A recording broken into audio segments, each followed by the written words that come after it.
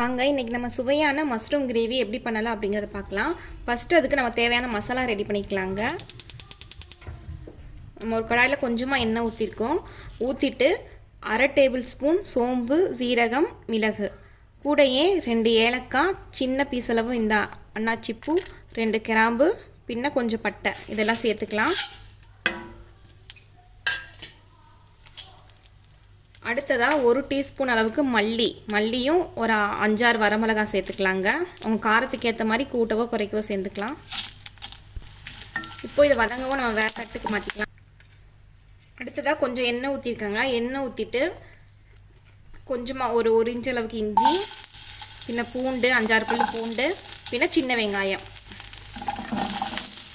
வெங்காயம் கொஞ்சம் ஜாஸ்தி தாங்க எடுத்திருக்கேன். இது எல்லாத்தையும் வதக்கிக்கலாம்.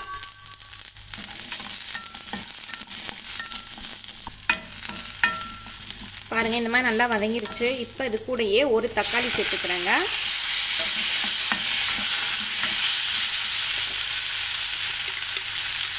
வதங்குறதுக்கு தேவையான உப்பு சேர்த்துக்கிறேன்.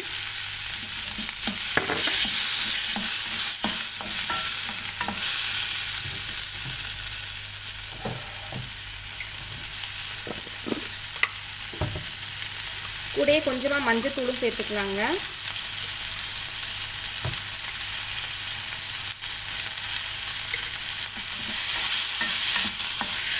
நீங்கள் இஞ்சி பூண்டு பேஸ்ட்டாக கூட சேர்த்துக்கலாம்.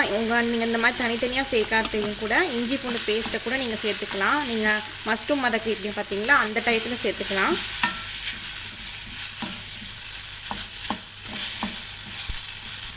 கூடையே ஒரு ஸ்பூன் அளவுக்கு மட்டும் தேங்காய் சேர்த்துக்கிறேங்க. இது வந்து ஆப்ஷனல் தான்.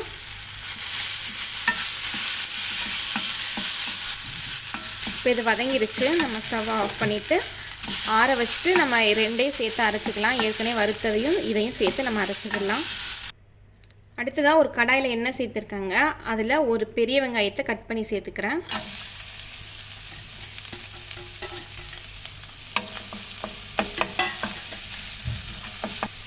கூடையே ஒரு கொத்து கருவேப்பிலை சேர்த்துக்கிறேன். இந்த மாதிரி வெங்காயம் நல்லா வதங்கிடுச்சு. இப்போ நான் மஷ்ரூம் சேர்த்துக்கிறேங்க. நான் ஒரு பாக்கெட் எடுத்துருக்கேன், சேர்த்துட்டு கூடையே ஒரு சின்ன உருளைக்கிழங்கு கட் பண்ணி வச்சுருக்கேன், அதையும் சேர்த்துக்கிறேங்க. இந்த உருளைக்கிழங்கு வந்து ஆப்ஷனல் தான். உருளைக்கிழங்கு சேர்த்திங்க அப்படின்னா கொஞ்சம் அந்த ஃப்ளேவர் வந்து நல்லாயிருக்கும், அதுக்காக தான்.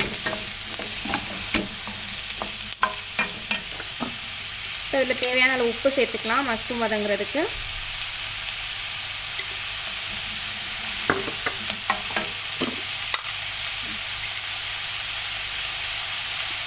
கொஞ்சம் மஞ்சள்தூள்.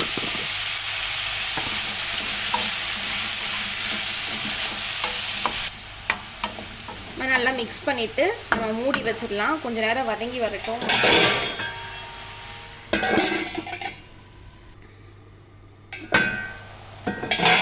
பாருங்கள், இந்த மாதிரி மஷ்ரூம்லேருந்தே தண்ணி வரும்.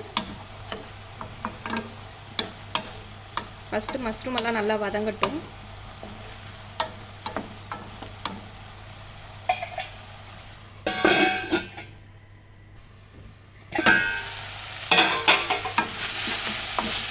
பாருங்கள், இந்த மாதிரி நல்லா வதங்கி அந்த தண்ணியெல்லாம் நல்லா இஞ்சிருச்சு. இப்போ நம்ம அரைச்சி வச்சிருந்த பேஸ்ட்டை சேர்த்துக்கலாம்.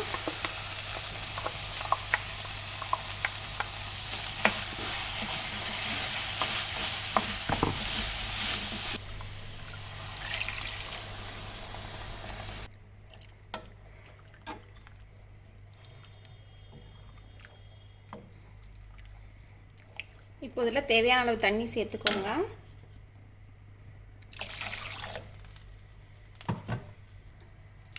இதில் கொஞ்சம் தேவையான அளவு உப்பு சேர்த்துக்கிறேன். நம்ம ஏற்கனவே உப்பு சேர்த்துருக்கோம், அதை பார்த்து நம்ம சேர்த்துக்கணுங்க.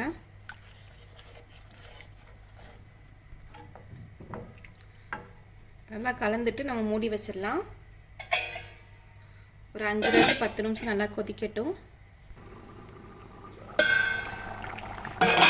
பாருங்கள், இப்போ நல்லா கொதிச்சு வந்துருச்சு. இப்போ நம்ம ஸ்டவ்வை ஆஃப் பண்ணிடலாம்.